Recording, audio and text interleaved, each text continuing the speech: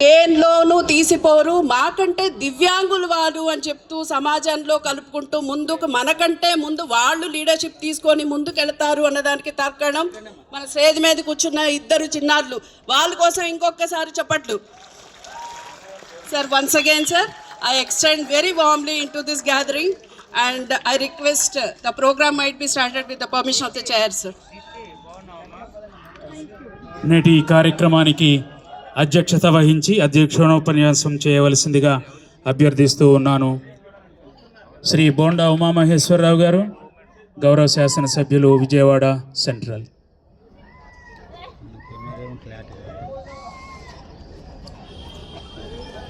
అందరికీ నమస్కారం.